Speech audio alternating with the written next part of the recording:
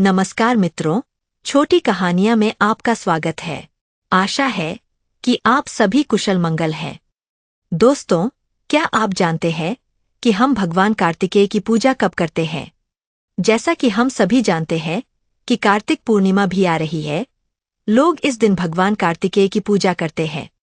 भगवान कार्तिकेय भगवान शिव और देवी पार्वती के बड़े पुत्र हैं। क्या आप जानते हैं कि भगवान कार्तिकेय को षणमुख क्यों कहा जाता है? भगवान कार्तिकेय को दक्षिण भारत में भगवान मुरुगन के रूप में अत्यधिक लोकप्रियता प्राप्त है। दक्षिण भारत में उनके नाम पर कई मंदिर देखे जा सकते हैं। तो मित्रों, आइए उनके जन्म की कहानी को जानें। किंवदंतियों के अनुसार तारकासुर नामक एक राक्षस था जिसने यह वरदान मांगा था कि उसे केवल भगवान शिव के पुत्र ही मार सके। उसने यह अच्छी तरह से जान लिया था कि देवी सती की मृत्यु के बाद भगवान शिव एक सन्यासी बन गए थे और वे विवाह नहीं करेंगे या संतान प्राप्त नहीं करेंगे। इस प्रकार तारकासुर अजेय रहेगा।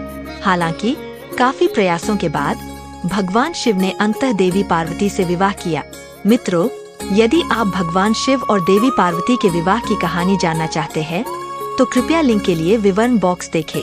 कामदेव की पत्नी रति के शाप के कारण पार्वती गर्भ धारण नहीं कर सकी। इस समस्या का समाधान करने के लिए भगवान शिव देवी पार्वती को अमरनाथ की गुफा में ले गए और दोनों ने गहन ध्यान में लीन हो गए। इस ध्यान के दौरान उनकी संयुक्त दिव्य ऊर्जा से एक अग्नि का गोला उत्पन्न हुआ। इस बीच अन्य देवता तारकासुर से असुरक्षित महसूस करते हुए अग्निदेव को वह ऊर्जा गोला लाने के लिए भेजते हैं। लेकिन जब देवी पार्वती ध्यान से बाहर आईं और अग्निदेव को उस ऊर्जा को ले जाते हुए देखा तो उन्होंने उसे रोकने की कोशिश की, लेकिन तब तक बहुत देर हो चुकी थी और देवी पार्वती क्रोधित होकर अग्निदेव को शाप देती है। इस शाप के कारण अग्निदेव उस दिव्य ऊर्जा को सह नहीं कर पाते और इसे देवी गंगा को सौंप देते हैं।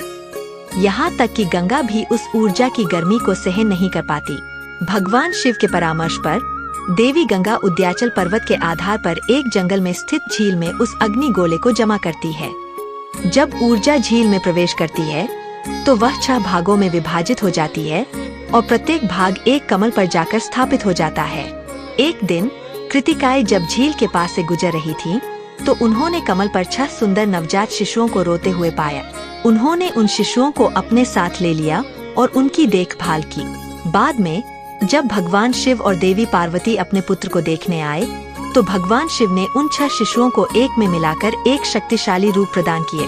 यह मिलन आवश्यक था क्योंकि प्रत्येक ऊर्जा का अंश एकजुट होकर कार्तिकेय के जन्म के उद्देश्य को पूरा करने के लिए तैयार हो सकता था और तारकासुर का सामना कर सकता था। और इस प्रकार भगवान कार्तिकेय का जन्म हुआ और उन्हें षणमुख यानी 6 मुखों वाला कहा गया। अगर आपको हमारी यह कहानी पसंद आई तो कृपया इसे अपने दोस्तों और परिवार के साथ साझा करें। छोटी कहानियाँ में हमारे साथ जुड़े रहने के लिए धन्यवाद।